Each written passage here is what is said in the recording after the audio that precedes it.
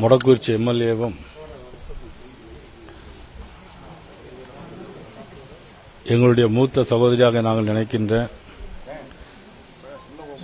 எங்களது அன்புக்குரிய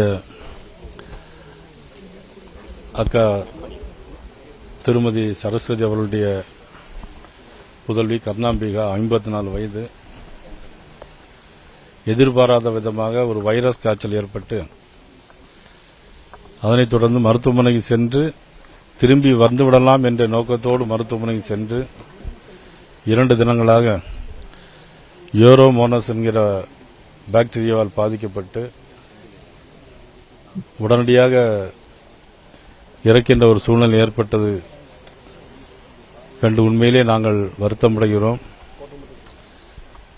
இறைவன் இவ்வளவு கொடூரமான முறையில் அவர்களை எடுத்துக்கொண்டார் நினைக்கின்ற பொழுது அவர்களுடைய ஆன்மா சாந்தியடைய நாங்கள் இறைவனை வேண்டுகிறோம்.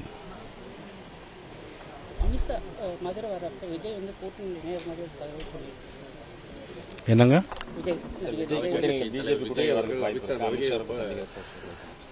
அதாவது இப்போ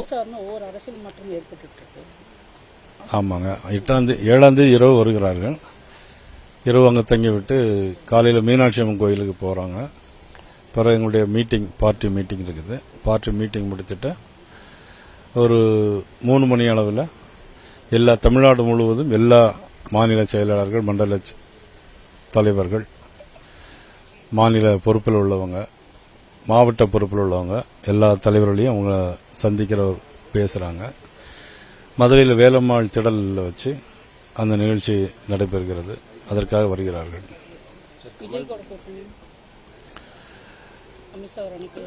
நான் என்ன பொறுத்த மட்டும் எப்பொழுதுமே நான் சொல்லிட்டு இருக்கிறேன், திராவிட முன்னேற்ற கழகத்தினுடைய ஆட்சி மக்கள் விரோத ஆட்சி, அது அகற்றப்பட வேண்டும் என்று சொன்னால் எல்லோரும் ஓரணியில் திகழ வேண்டும், வர வேண்டும். அவருக்கு அந்த எண்ணம் இருக்கும் என்று நான் நினைக்கிறேன்.